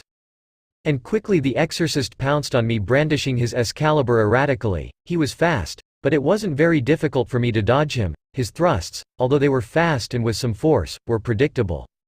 Irina, who stopped admiring me, and Zenobia, who continued to ignore me, pointed their own Excalibur at the white-haired man who surpassed them in speed, although not at me. I loaded my fist with some magic and gave him a strong blow to the face which made him retreat while spitting out some saliva. He had no chance to breathe as Irina and Zenobia rushed towards him brandishing their Excalibur, which were stopped by the white hair. "This is getting a little serious, I'll have to leave," said the white-haired man. "Don't think I'll let you escape. Renegade exorcist Fred," Zenobia said seriously, "so his name is Fred." "In the name of God you will pay for your sins, amen," Irina said, crossing herself. For my part, I had no problem letting him go. It would be very annoying to have to face an Excalibur wielder, but who knows what damage he could cause being free, especially being a renegade. I was about to attack again, but two magic circles caught my attention. One was red with the Gremory emblem while the other was blue with the sea tree emblem. I think it goes without saying who came out of them. "But Issei. What is happening here?" Sona asked authoritatively. Behind her was her queen and a blonde. "Well, just what you see, we are fighting with an exorcist. Is that illegal?" I asked sarcastically, receiving a not very friendly face from the black-haired girl. "Anyway, why are they here?" "We felt a great concentration of sacred auras. We thought it was the Excalibur." Rias answered me with her entire entourage behind her. They accompany her wherever she goes. I have never seen Rias Gremory alone at any time, and it's not that I spend all my time watching her, but I have paid some attention to her, and she never goes anywhere without her entourage or at least with her queen. "Well, as you noticed, we have this under control, you can leave," Zenobia said coldly. "I really don't understand that woman." "Well, I didn't see that when I arrived." He looked at me with anger. He was about to answer me, but the sky was covered by a barrier and an extremely strong aura made an appearance. We all looked up and there he was, with his red eyes staring at us. A macabre smile adorned his face that would make any baby cry. He wore a black suit worthy of any goat with a cape of the same color, and on his back 5 pairs of black wings extended in all their splendor. He was nothing more and nothing less than the goat Kokabiel. This is going to get ugly. 10 black wings, red eyes, fallen angel. Without a doubt it's the bastard Kokabiel, said Sona, but I just said that. Kukukuku, but they are the younger sisters of Sona Citri and Sirzek Gremory. Kukuku, said Kokabiel. Is it me or is he a little more deranged since the last time I saw him? Kabre Kokabiel, I'm Rias Gremory, and it's fair to meet you. It was fair to you to meet him and not me. Now what is the purpose of your visit? It's not normal to see Kabre around here. Kukuku, if you want to talk, let's talk at your headquarters in this city, he replied. I think I know where all this is going. You mean the academy, Sona said with slight concern. If I destroy this city with you in it, Sirzek or Serafal will come, and without a doubt demons like them can make this war resume its course. Kokabiel laughed macabrely and then set his sights on me. It is a surprise to see you here, But Issei. I must say that I have not yet received the response to my proposal. Anyway, the answer is no, I don't want to be part of this. What a shame. There are many fallen angels in Gregory who were very willing to please all your wishes. I said no, because I think I rushed into giving an answer. Kukuku, anyway, I'll be waiting for you at the academy, see you. Once that was said, Kokabiel disappeared through a magic circle with Fred, leaving us alone with a great and uncomfortable silence. What are we doing? Rias asked. You should call your brothers and ask for reinforcements. Kokabiel is no one to be trifled with, he replied, and almost instantly Rias and Sona looked at me in a somewhat annoyed way. What?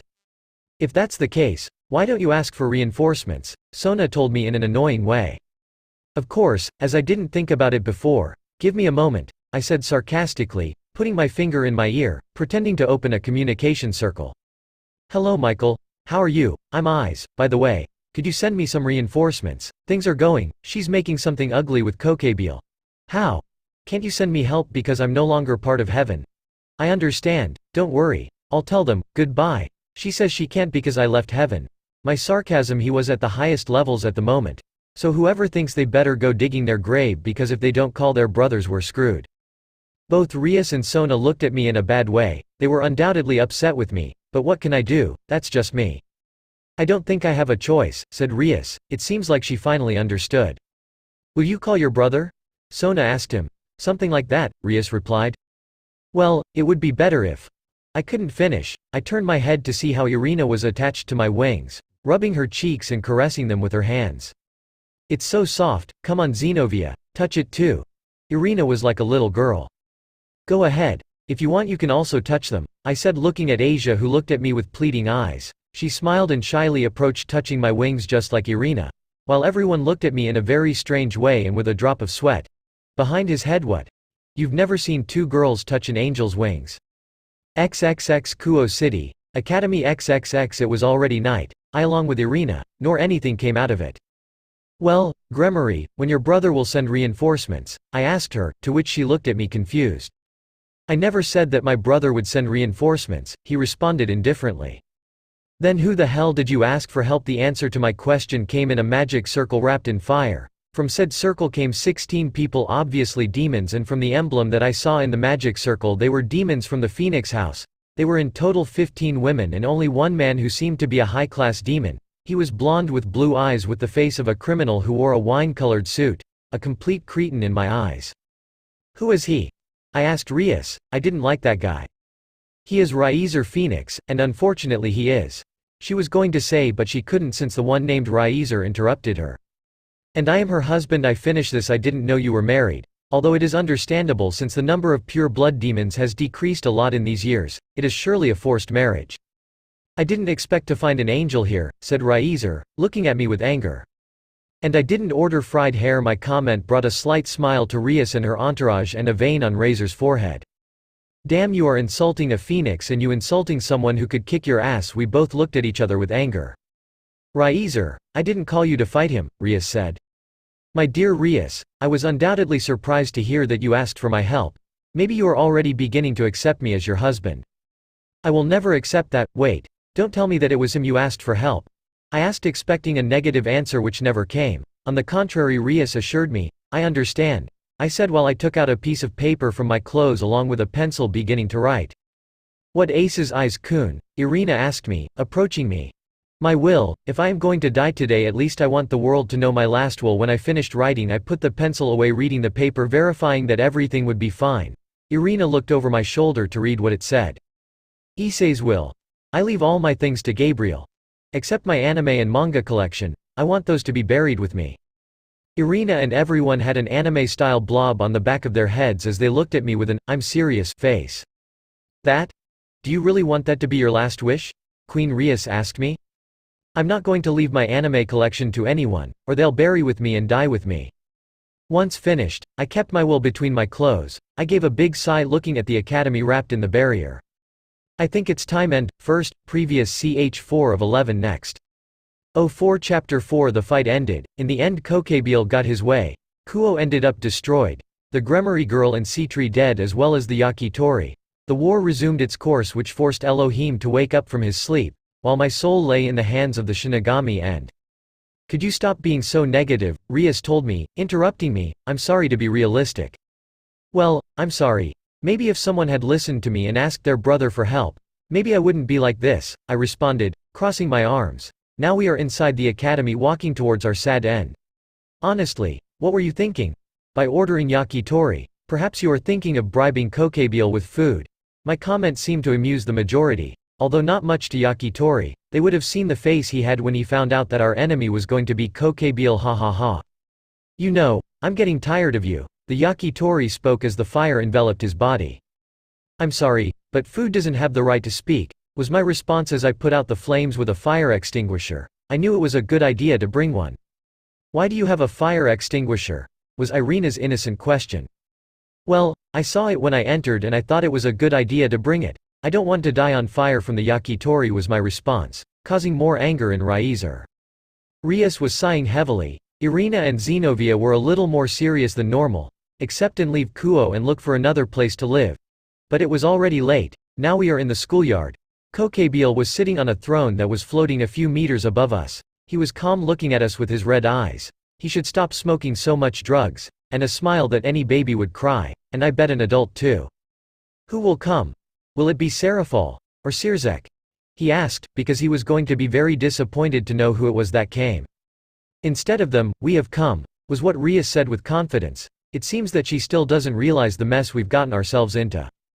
Kokabiel snorted and snapped his fingers. A large spear of sacred magic appeared in his hands which he threw at what seemed to be the gym. Destroying it completely, he's just showing off. It's a shame, but since you're here, why don't you play with my pets? A lightning bolt came out of Kokabiel's throne and hit the ground, opening a large hole. From said hole, a large amount of flames began to come out and a three-headed dog came out of them, and when I thought things couldn't get worse, not only one but a whole herd of Cerberus appeared, which didn't seem very friendly. Cerberus, the three-headed dog that protects the gate to hell, said Rias. Thank you for pointing out the obvious. Come on Akano, Kiba, Kaneko. Those named responded with a, hi. Asia stays behind. Raizer give us support. The redhead, she started giving orders left and right. I don't remember that anyone put her there as a leader. Well, there's no problem as long as she doesn't start giving me orders. Issei. You have the boosted gear, right? Stay back with Asia and give us energy. Okay, we're starting to have problems. First of all, Gremory-san. Remember that you have no right to give me orders. Second, if you think you can give me orders, you are wrong. Ask Michael. Third, who put you in charge? I asked, crossing my arms. It seems like you didn't like my comment at all. Kukakuku. You're still the same person who doesn't like to obey the rules. Hyodo Issei Ryo Kokabiel. Kiba, Kaneko and Akano electrocuted, cut and hit each Cerberus that was put in front of them. The Yakitori and his entourage were not far behind. Although I don't like the Yakitori, I must say that his entourage is quite strong. Aren't you planning to do anything? Diedrich asked myself mentally. No, they are doing well, was my simple response. Come on, you can do it. While the Gremory and Phoenix and Irina and Xenovia entourages were fighting against the Cerberus, I and Asia stayed behind cheering on the team, and a few meters away next to us, a blonde with pigtails that looked like screws and a black-haired woman in a kimono were also witnessing the fight. The Yakitori bishops, I imagine. Come on, keep it up. None of that, come and help us, Rias demanded. No need, you guys do it well. Hi Hyodo-san, you're not really going to help them? Asia asked me innocently as she looked at me with crystalline eyes. I guess I should. But no, my response was curt. Akano had just electrocuted another Cerberus. For some reason those streaks look strangely familiar. Nah, maybe it's just a coincidence. Or will it not be? Aiz-kun, we need help. Irina asked me. She was back to back with Xenovia. The two of them were surrounded by 3 Cerberus. Okay, I'm coming. With a sigh of annoyance I activate my boosted gear. Boots. The increase was not long in coming, but it seems to draw the attention of half the battlefield. Great, now I'm the center of attention, thanks Diedrich. My wings spread and my halo appears above my head. I concentrate some sacred magic in my boosted gear and I rush to the aid of Irina and Xenovia. I hit the first Cerberus, causing blood to come out of its mouth. Quickly the other 2, they rush against me. Boots. Another surge of energy. I extend my left arm, forming a small crimson sphere in my glove. Dragon shot. The sphere exploded in a medium explosion that killed both Cerberus, and that is how the enemy was killed. But when I thought my duty was done, a scream reached my ears. I turned to see how a Cerberus was going in the direction of Asia. I was about to help her, but a bunch of swords came out of the floor, stabbing into the stomach of the Cerberus. Then Kiba stood next to Asia. Then he was the one. I saved her. For a minute I thought sword plants were starting to grow. From the sky, Rias and Akano combined their attacks, completely disintegrating the Cerberus. What a good show, Kokabiel said from his throne.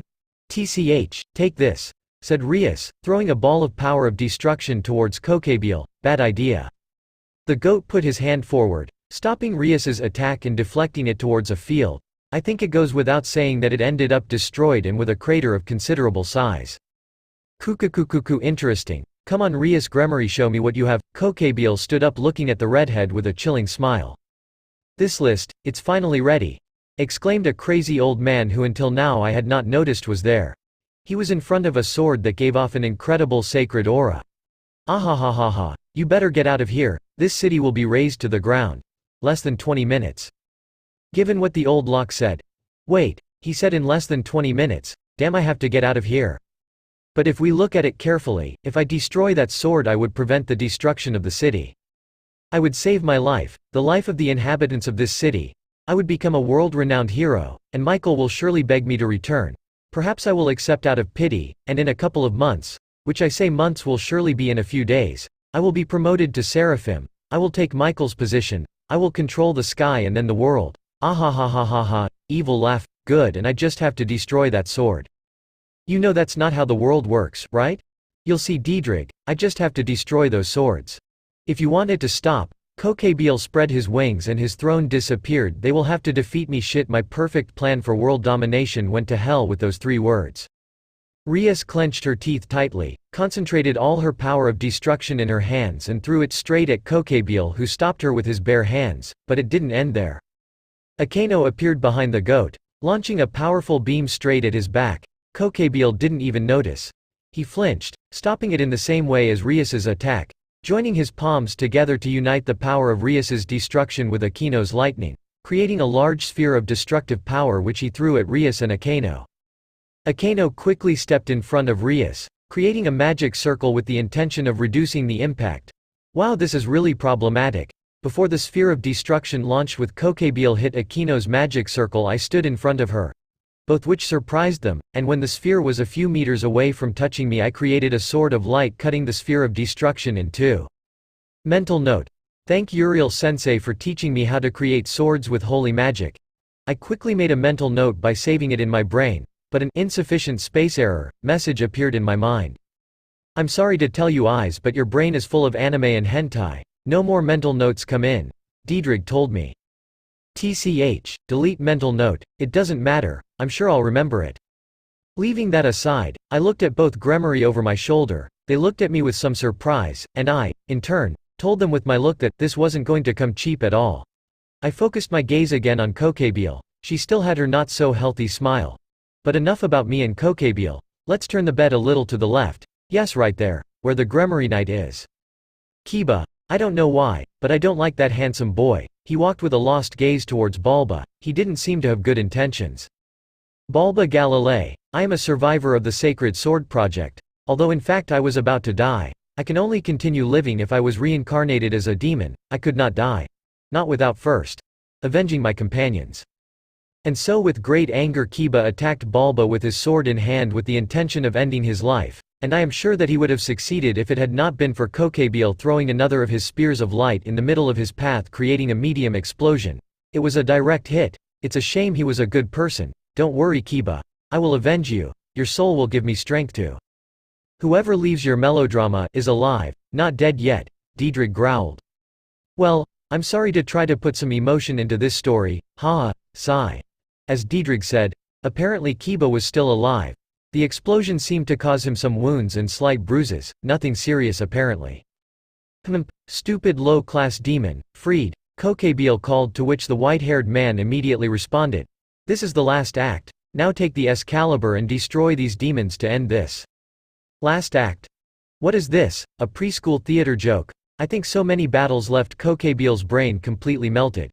The white-haired priest obeyed the goat's orders, taking the Excalibur in his hands and starting to lick the blade. I hope he cuts it off so he doesn't have to hear his horrible voice again.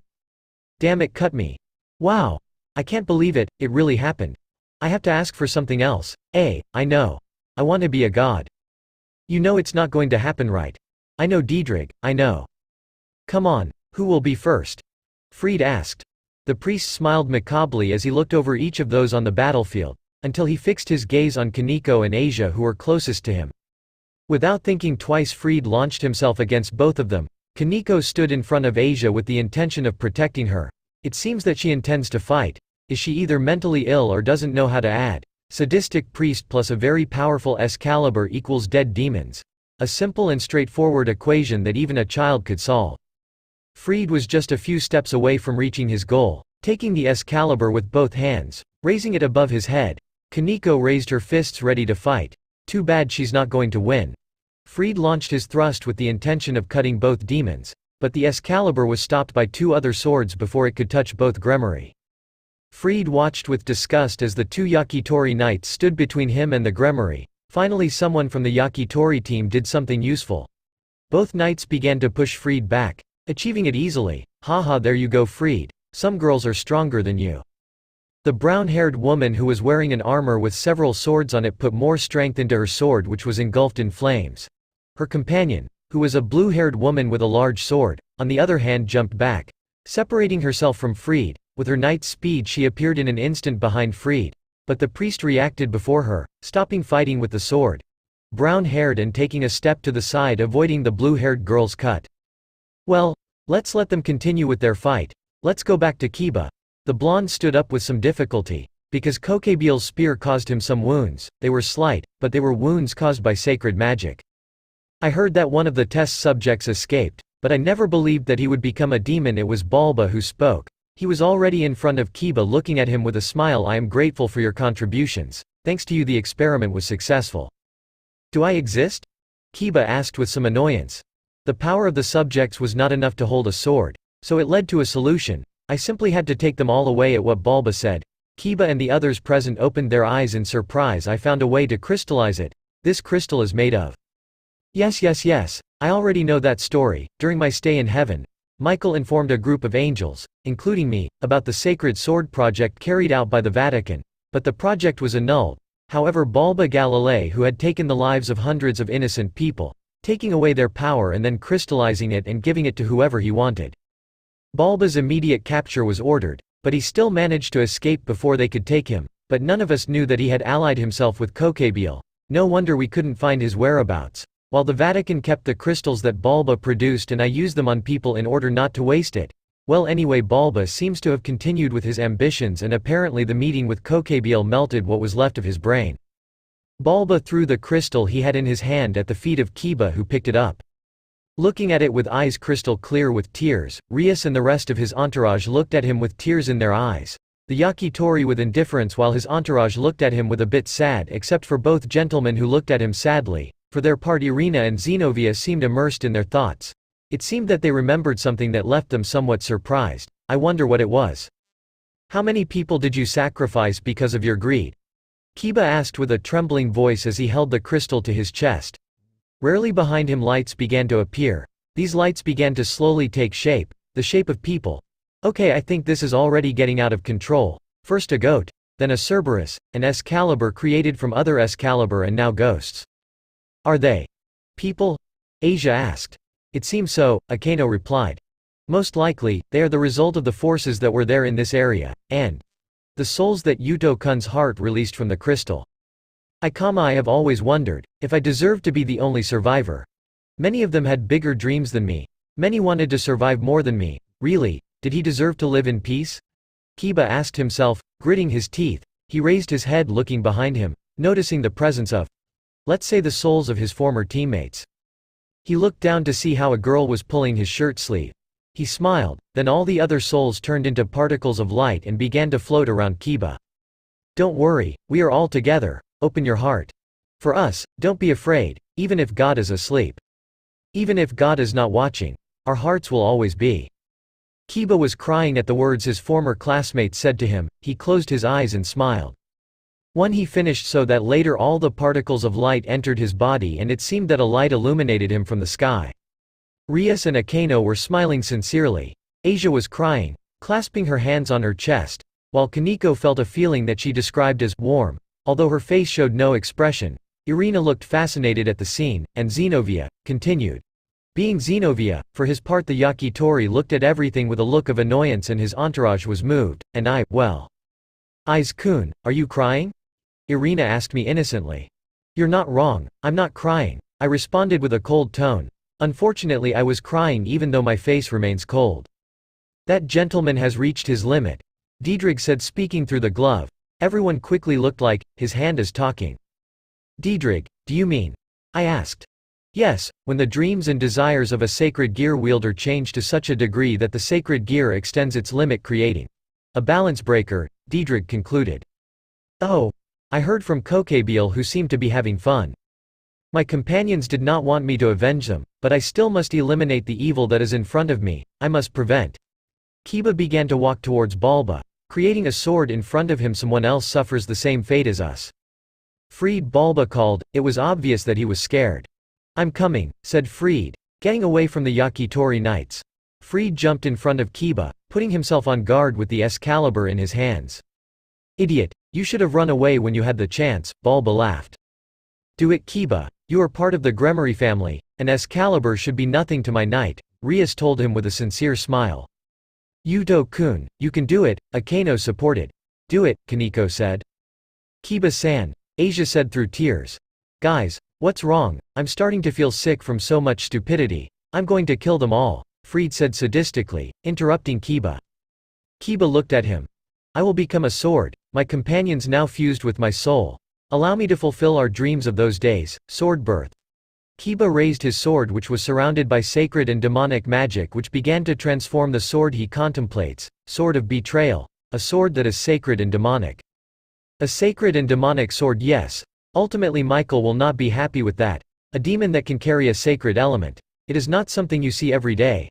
The sacred part does not represent so much danger for us. But in the same way I think that no archangel will find it funny see a demon carrying a sacred sword. Impossible.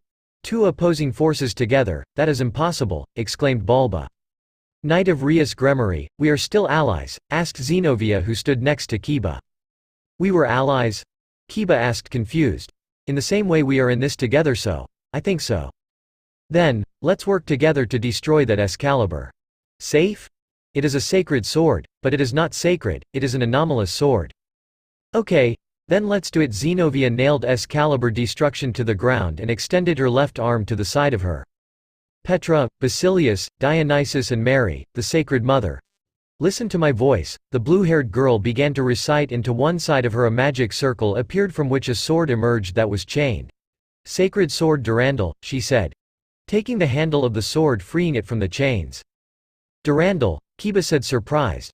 Okay, before we continue, someone else wants to surprise us. No. No one? So let's continue. Impossible. According to my research, no one has been able to carry the Durandal, Bulba said even more surprised. Unlike Irina, I am natural, this sword cuts everything it touches, it is difficult for me to control it, so I have to keep it safe in another dimension, Xenovia replied. Freed's Excalibur stretched out and tried to hurt Xenovia but she deflected it with a thrust. Freed's Excalibur rose and divided into 4 blades which went against the newly discovered Durandal wielder who broke each blade as if it were nothing. That's not a complete Excalibur, it's no match for Durandal, said Xenovia, running towards Freed, who jumped, avoiding the cut. Watch your back, said Kiba, appearing behind Freed's back, launching a horizontal slash that the priest was able to block with difficulty. Both began a sword fight in the air, exchanging slashes and cuts. You can't count our ties, Kiba said, launching another slash, with more strength. Freed tried to counterattack but Kiba's thrust was such that it broke the blade of the Excalibur, surprising him. Freed fell backwards, falling on his face to the ground, raising his head in surprise since he did not expect that, but he fell back to the ground thanks to a sword made by Kiba. You saw that, friends, our power has surpassed that of Excalibur, Kiba said. I can't believe it. Bulba spoke. Bulba Galilei, prepare to die, Kiba told him with a threatening look. I see, the balance, both sacred and demonic, is cut, so, both Satan and God. Bulba began to stammer but a spear of light pierced his back which began to disintegrate him, killing him immediately.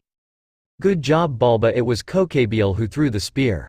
Kokabiel, what are you planning? Rias asked. I no longer need these men to complete my plan. Now I will stop observing shit. Now we are screwed. But Issei, use your boosted gear and increase someone's power. Ah, will you give us a chance? Rias asked doubtfully. Don't underestimate us, said Raizer, who until now has remained silent. Kukukik, they think they can defeat me. Kukakuku, he laughed macabrely. We have no choice, But Rias tried to say. Don't fuck with me. I shouted, interrupting her. It was finally time for me to do something.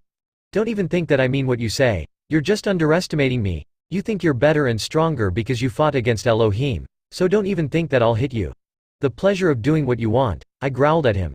It was undoubtedly something great, but I think that's what finished screwing me. Kuku.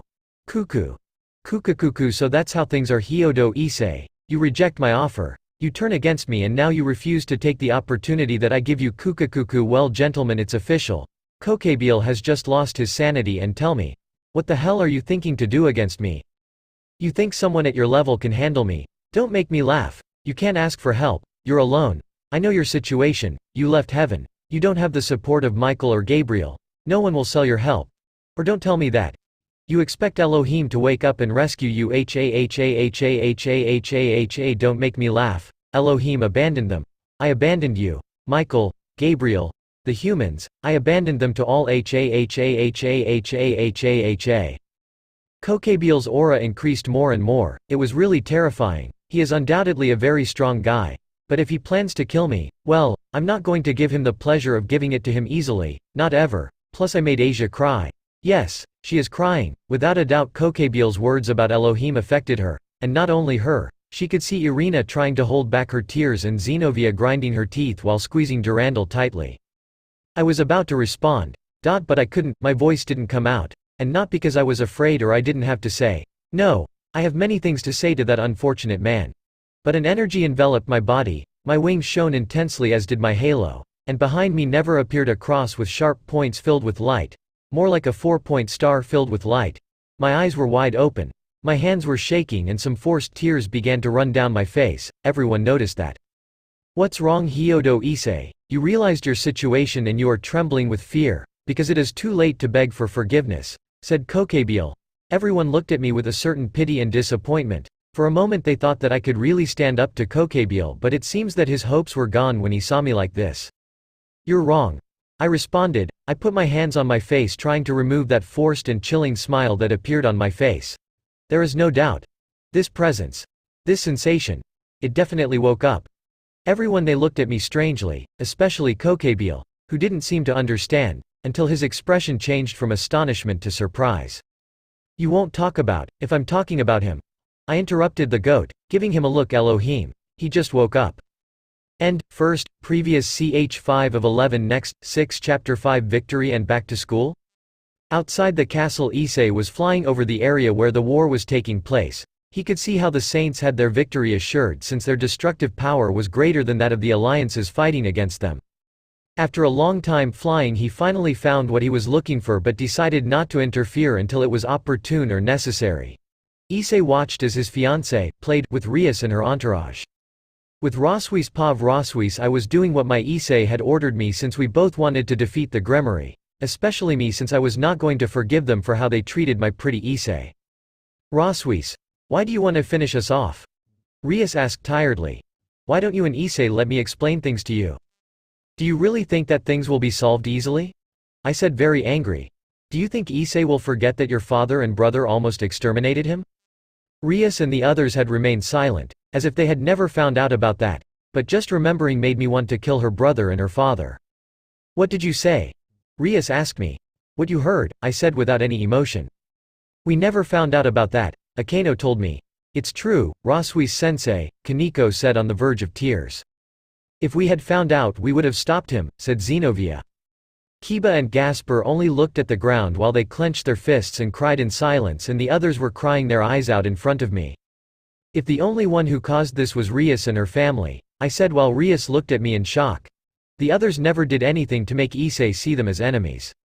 And that was true many times. Issei told me that his resentment was only against Rias and her family. Rias's entourage had nothing to do with it since they never heard him something to earn Issei's hatred, plus he wanted that they join the saints. That's why I will only attack Rias, I said while creating magic circles. I will only attack the others if they interfere. I threw a large amount of fire, ice, lightning and water towards where Rias was, but a circle of protection appeared in front of her. I'm sorry Roswis, but we owe a lot to Rias, so we will help her get our Issei back, Akeno said while many rays appeared in her hands. I knew they would say that, I said as a smile formed on my face. Yes, I will get my Issei back and marry him, Rias said in a very determined tone. Ha ha ha ha, I'm sorry, but I won't let them take my fiancé. Is it true that your fiancé? Asia asked me. He and I got engaged after the Gremory bitch abandoned him, I responded to Asia. But I'm his fiancé, Rias said, still in shock. Not anymore. And I will also tell you that I did what you never dared to do with him, I said with a tone of victory. No, tell me that you, take his, yes he and I did it. They were all shocked since they wanted to take the first time from Issei, but they had already beaten me to it. But what I didn't expect was that they suddenly began to expel their aura, and that alarmed me. You, how dare you? They all shouted. There's shit, I forgot that women are very dangerous when we're really tight and above all jealous. I tried to escape by flying, but an attack brought me back to the ground. Now get ready to suffer a punishment with Issei Pav Issei. Shit. The idiot made them angry. I'd better save her or they'll leave me without a fiancé or worse. Torture Akino's mega sadist, and I really don't want that since I love her a lot. Diedrich, help me, of course mate, Jet, with Roswis normal Pav. Roswis was about to be hit by a large amount of powers. Despite that, she looked very calm as she knew something that the other girls knew very well. Divide. All the power approaching Rosui split in half and a red beam appeared in front of her and deflected what was left of the attack. "Are you okay, Rose?" Issei asked. "If I'm fine. I knew you would come to protect me." "Count on that, my heaven, Issei-kun. Since when can you use Valley's powers?" Kiba asked. "I've been able to use them for a while, Kiba," Issei responded. Boost, boost, boost, boost, boost, transfer. Issei had transferred power to Rosui so he could continue in the fight. "Rias Gremory, are you ready to die?" he asked without any emotion.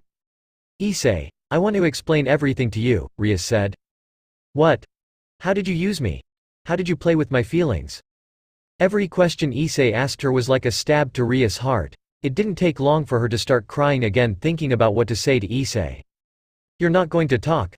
Out of nowhere a magic circle formed at the feet of Rias and her entourage. Issei began to charge one of his attacks, but before he could launch it his former companions had already escaped. "Curse, love, what happened?" Rosui asked. "Someone transported it somewhere with Azazel." Azazel was with the leaders of the fallen angels, the angels and the Asgardians. All the leaders were in a kind of trench along with a handful of soldiers from each faction. "This is useless, Azazel," said Michael. "It is true that any strategy is useless against them," said Odin. "So how do you plan to defeat them?" Azazel asked. "Ito, have you seen the casualty report yet?" Gabriel asked as he brought a screen to the leaders. All of them were surprised to see the number of soldiers that fell before the saints, but the most surprising thing was that their armies were almost intact, while the demons of the Gremory house were almost eradicated. "What does this mean?" Michael said. "I don't know." Out of nowhere they began to hear large footsteps, causing the soldiers guarding the trench to become alert. A brumic came out of one of the castle walls. "Everyone to their defensive positions," shouted a soldier. "Wait," Odin said when he saw a strange behavior. The brumic was not attacking them, on the contrary it seemed to be searching or hunting someone. Everyone was surprised at the scene. Out of nowhere a large amount of demonic power attacked the brumic. Everyone was shocked when they saw that the brumic began to advance towards the demons of the Gremory army and then tear them apart with its turrets. "Wow, so that's why those numbers are," Azazel thought out loud. "What do you mean, Azazel?" Shemazai asked. "You still think that the casualty numbers are wrong, right?" "Yes," they all responded. "Well, we are bad. Explain yourself." "The saints only have the order to finish off Gremory's army." Everyone remained silent at that explanation, although if they thought about it, it was true since their troops had almost no casualties. "Where is Sirzex?"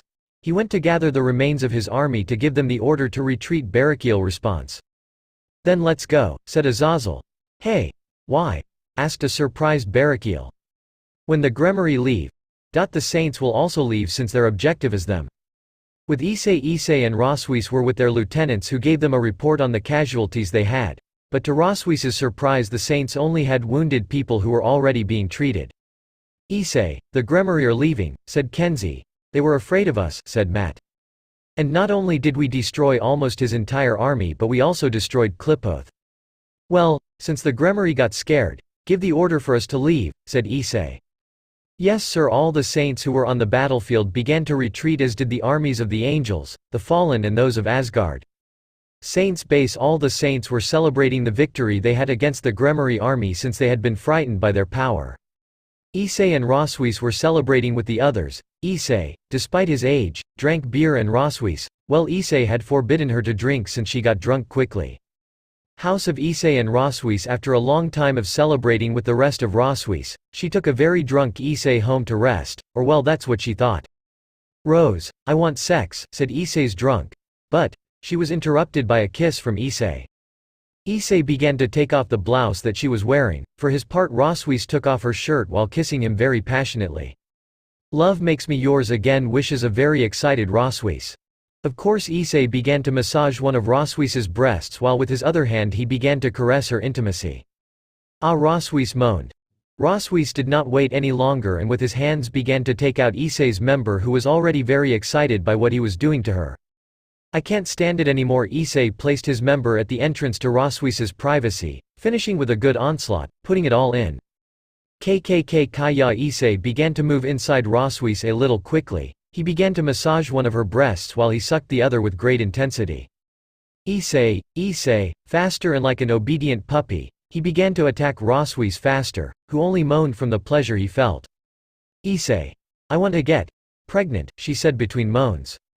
Actually yeah, Issei passionately kissed Roswis for what he had just asked him since he wanted to have a baby with her. Rose, I'm ready me. .2. Do it. Inside. Love. KK Kaya Roswis screamed with pleasure when she felt Issei coming inside her since she had become obsessed with that feeling. When I finished, Issei lay down next to her. Issei, I love you too. Rose, as a last effort of the night, Issei grabbed the sheets and covered himself and Roswis to sleep very sweet.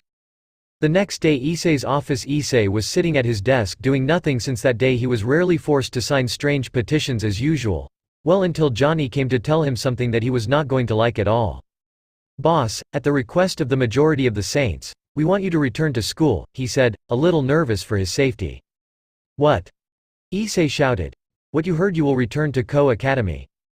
But I do not want to, boss. For once in your life try to experience a normal life. Well, almost. We decided this because you sacrificed most of your childhood for us. It's okay, I'm doing it. Will Rose come with me? Yes. He said he didn't want any of those bitches around you. Okay. Gremory Mansion. Sirzex and Lord Gremory saw the report of casualties that the saints had caused them. When they saw it, they got a big surprise. It can't be, said Lord Gremory. Well, the saints are to be feared, said Sirzex.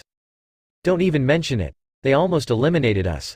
Our army was thousands and in less than a day we lost 95% of our army, said Lord Gremory. Without a doubt, if the saints want to invade the territory of the demons, they will easily plow it since our army was the strongest, said Sirzex. What surprised me the most was that Issei-kun is. Lord Gremory was interrupted by a feminine voice. Well, how did it go? Venelana asked. And why are they talking about Issei-san?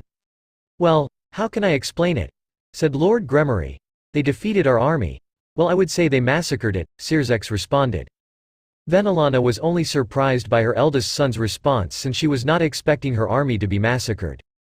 Who did it? The saints, answered Lord Gremory. The saints? Answered Venelana, still very surprised. And what does Issei-san have to do with them? Well, Issei-kun appeared in front of us and, Sirzex was interrupted because he felt the whip on his neck. And what, Sirzex? Grafia asked like a wife. What Issei-kun is. And now Lord Gremory felt the same as his son. Issei-kun is the leader of the saints, father and son shouted. Their wives were just shocked since they didn't expect that, but there was something that still made them angry. If they ran into him, why didn't they apologize? Couple of idiots. Their wives shouted. He wanted to kill us, the two answered, very scared. You pair of idiots asked for that. But either we talked to him or we prevented him from killing us. It doesn't matter. You would have looked for a way for him to listen to you. But, no buts. Both wives began to drag their beloved husbands into a room. When they opened the door, the two of them could see several torture devices. Father and son began to tremble and cry. Have mercy. Both men shouted. It's not time for his punishment. Both wives said while a macabre smile formed on their faces. And that was how a great and merciless torture began for both of them, since they wasted the only opportunity to talk to Issei, who was very valuable to the Gremory. End of chapter. I hope you liked it. From the next chapter I will start adding the harem girls and I will give a temporary peace between the saints and the Gremory since I plan to add an enemy army stronger than the saints. See you in the next chapter. P.S. But because of the spelling mistakes. First, previous ch 6 of 24 next, 7 chapter 6 new familiar. Kuo City. Issei and Roswis were arriving at the city of Kuo in one of the saints' private planes. At the airport they were received by their escorts to take them to what would be their apartment, a large building in the center of the city. Once they arrived and settled in, Roswis was surprised to see that the saints had equipped the apartment with many luxuries. Wow, is this really our department? Said a still surprised Roswis. Yes, Issei responded. Suddenly they started ringing the doorbell and Roswis went to open the door to see who it was. Johnny, Roswis said. Hello Miss Johnny passes. Issei had arrived at the room where Johnny was, who seemed surprised by the view of the city they had in the apartment. Boss, the others will join your academy as bodyguards. Oleg and I will monitor from the outside since it is the territory of the three great factions, Johnny said. Others? Yes. Hiraga Saito, Hiraga Kira, Hattori Junko, Saya Kuto, Ito Fujiko, Johnny finished. So all my childhood friends? He said a little nostalgically. When are they arriving? Tomorrow and they will stay on the lower floors. Okay. But why do they want to enter the academy with me? I don't know, he said a little unsure. Well, I'll let you rest. Love.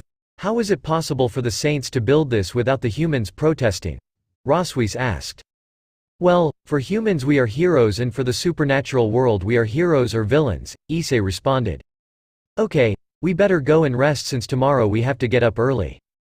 The next day the sun's rays came through Issei's window but they didn't bother him until the alarm in the room started ringing. Shit, you had to sound. Issei reprimanded. Stop complaining, said a half-asleep Rosweis. Good morning my sweetheart, Issei said, kissing Rosweis tenderly. Hello, love, what do you want to give up? What do you want?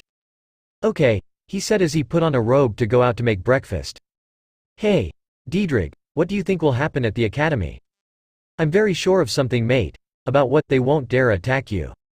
You're right, he said while putting on the uniform. Instead of wearing a red shirt as usual, he put on one with the Saints logo and clearly purple.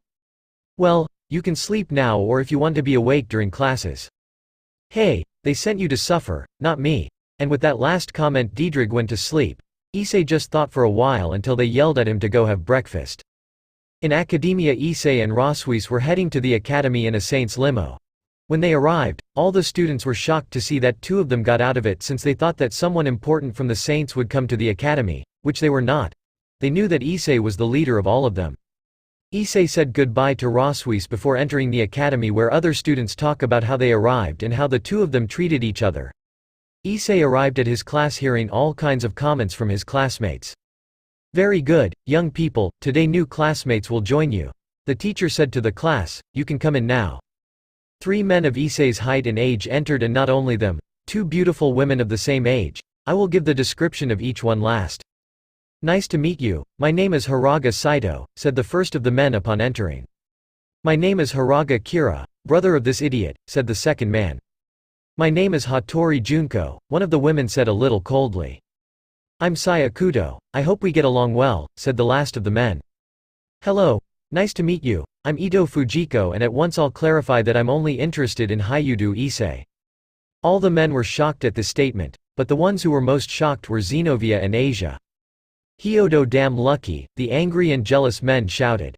And so the classes began. Saito sat in front of Issei, Kira behind him, Junko on his right side, Akuto in front of Junko and Fujiko behind Junko. The classes passed normally or well from time to time they gave the new ones a little interrogation. Once the Issei recess arrived and the new ones went to have lunch under a tree near the occult club. Wow, I'm glad to see you guys, Issei said as he sat down. And you think we're not happy, said Saito. If you just disappeared without saying anything, Junko reproached. I'm sorry well, what happened in the past this time Kira? If the important thing is that we are all together again, Akuto said very happily. Yes, and we will protect you, boss, said Fujiko. Come on, you guys will also give me that, boss, thing. No ha ha ha ha ha Junko started laughing along with the others. There's how I hate them, Issei said before starting to laugh. Wow, it's good to be young. Everyone stood in defensive position surrounding Issei who was only with a serious face looking for the origin of that voice although he knew who it was from. Azazel, yes, the same one, he said as he came out from behind a tree. What does the former governor want? Saito asked. Wow, you are very hostile. I come in peace. Okay, I'll believe you. Well, I came because I want to talk to you Issei but unfortunately you already know where the only place is where we can talk without worrying. I know anyway I had planned to go today to drop something off. Okay, we'll see you at the exit, Azazel said as he left. Are you sure, Issei? Akuto asked. Yes, but prepare the weapons that I did not trust in the demons of Gremory. In the afternoon at the club all the demons of the academy were gathered waiting for Issei since they all wanted to talk to him about many topics and the solution of problems. Azazel prayed to whoever it was that everything would go well between them since the 3 great factions would not endure a total war against the Saints. After a few minutes of waiting impatiently, Issei and his group arrived at the meeting. Issei, I'm glad you agreed to this unexpected meeting, said Azazel. Well, what do you need me for? He said while looking at everyone. The leaders of the angels and fallen angels want to dialogue with the leader of the Saints. What do you want peace between us? Issei asked, surprised, just like his companions. The truth is that yes, Azazel responded. When would the meeting be?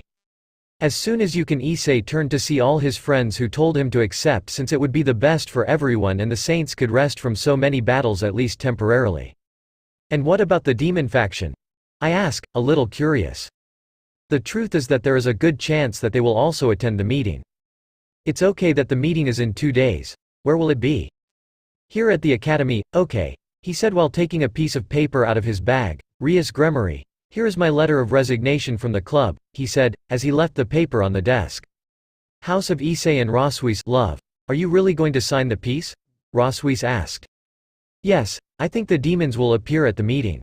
Because Gremory's army was the most powerful of them and now that it is defeated they do not have much military support. So you just want to finish off the Gremory. But you will leave the demon faction intact. Correct, he responded with a smile. Rose, you don't have a family member, do you? No, she responded. Well, I think it is necessary that you have one. Really? Roswis asked. Yes. Others I also need one. Didn't you already have one? Yes, but when I took away the pieces of evil, he stopped responding to my call.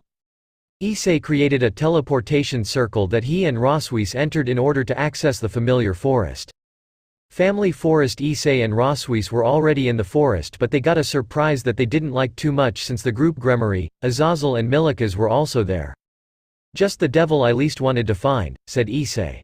We already love our side and them on theirs but what neither of them expected was that the floor where they were was a little unstable so it ended up breaking causing them both to fall. Ahahahaha, kaya they shouted as they fell when they finally crashed to the ground they were both very dizzy and Issei seemed to be out of breath as Roswis fell on top of him. Love, are you okay? He said as he got off of Issei. I think I broke a rib, he said as he tried to move but it hurt, or maybe all of them. I'll cure you right away after curing Issei. He didn't want to stop at all because he had a splendid view of Roswis's panties since she was wearing a skirt. Get up now. No. It still hurts if you don't get up I will electrocute you, I'm fine now, he said as he quickly stood up.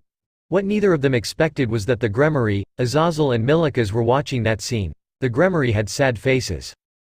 Wow, so you're here too, Issei. Azazel. Nah, I don't care, she said as she began to walk with Roswis next to him. Goodbye. Out of nowhere everyone was attacked by a bunch of weird bugs but the most affected were the women. Issei, Azazel and Kiba started attacking those bugs until one of them hit Issei sending him flying to who knows where. With Issei had fallen somewhere in the forest due to the great impact that the weird bug gave him. He began to walk to see if he could find the others but he only found a large cave. Partner, it's better to get out of here quickly before he wakes up. Wake up? Who? Just do it. The dragon shouted desperately, it's an imminent danger for you. Very well, I'll leave before he wakes up but he's just a dragon, Issei said while combining to another side. That dragon is Tiamat, she is one of the 5 dragon kings, she is too dangerous for both of us since she hates me to death. And why does he hate you? I don't know. I rather don't remember, he said even more desperately. Shit, he woke up. Issei tried to sneak out but what he didn't expect was to be given a big blow with the dragon's tail. Issei was thrown against the wall. Diedrich, you have been brave to come to my presence, said the Tiamat dragon. Comrade, get the hell out of this place if you don't want to die. Diedrich, what the hell did you do to this woman? I swear I'm innocent. Yes, aha, and I'm a saint. Calm down. Dragon Queen Tiamat, I've just come to talk to you. Dialogue? You die here, brat shit, wails dragon balance breaker. Issei dodged the great flame that Tiamat threw at him and immediately he threw another flame that hit the Dragon Queen squarely. Boost, boost, boost, boost, boost, boost, boost, boost, boost, boost, boost, boost, boost, boost. Issei's energy increased suddenly since he needed that energy to be able to launch a dragon shoot. The shot went straight to Tiamat, she just dodged it easily and threw several fireballs at him. Could you please calm down? Issei asks. Not until I kill you. But what do I have to do if I want you as my family member? The Dragon Queen was very surprised by Issei's question since she did not expect that. And why do you want me to be your familiar? The Dragon Queen asked curiously. If I have you as my family member my fraction will be more respected. Your fraction? If I am the leader of the saints? This comment surprised the Dragon Queen much more since the reputation of the saints was known very well. The Dragon Queen began to light up in a yellow color until she looked like a girl of 18 or 19 years old. I accept, Master, Tiamat said with a very sensual voice, and a magic circle appeared beneath her. In the name of Hyodo Issei, I order and command you, you Karma Dragon Queen of Chaos, Tiamat, you will be my familiar and you will answer my call.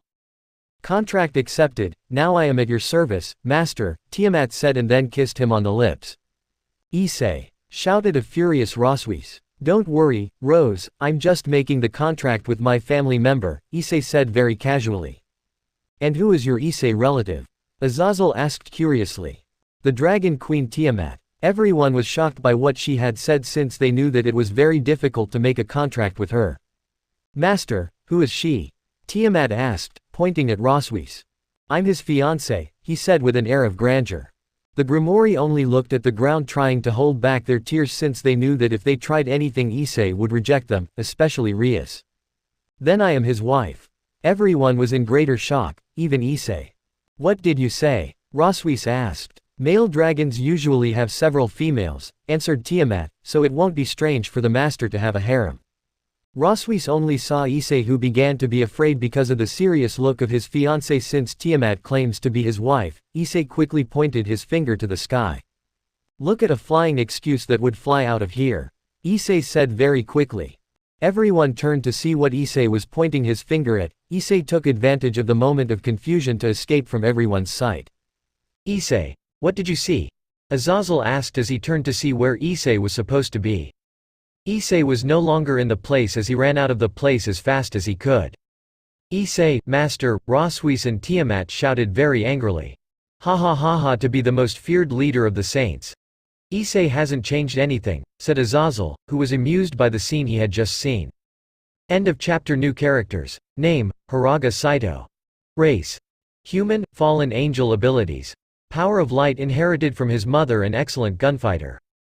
Saito is one of the few children that Issei met when he entered the Saints. Saito and Kira became good friends with Issei and would follow him to hell. Saito is the same age as Issei, he has black hair, his body is a little muscular and he has 3 pairs of wings. Name. Hiraga Kira. Race. Human, fallen angel. Abilities. Power of light and a great strategist. He is the youngest of the Hiraga brothers. Kira and Saito were the first on Issei's team. Kira has hair the same color as Saito, is a little shorter and has 3 pairs of wings. Name. Hattori Junko. Race. Human, angel. Skills. Great sacred power and excellent swordsman. Junko was found by Issei on one of his rescue missions. Since then she is interested in him and later joined his team. Junko is a girl with blue hair and a slightly large bust. She always brings a sword with her and is a little shorter than Issei. Name. Sai Akuto. Race. Pure blood. Demon. Skills. Large amounts of mana. Akuto joined the Saints after his family abandoned him. After meeting Issei he joined his team and they treat each other like brothers. Akuto has brown hair, is a little taller than Issei and has a little muscle. Name. Ito Fujiko. Human. Race. Skills. Excellent dark mage. Fujiko was saved by Issei when one of the magicians wanted to rape her. From that moment on, she joined the Saints and Issei's team. Over the years, she fell in love and was obsessed with Issei. Fujiko has purple hair, a large bust and always wears a black cape and her height is like Issei's.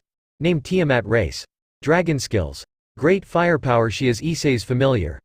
Tiamat has blood red hair, a bust that exceeds Roswis and is the same height as Junko. First, previous ch7 of 24. Next.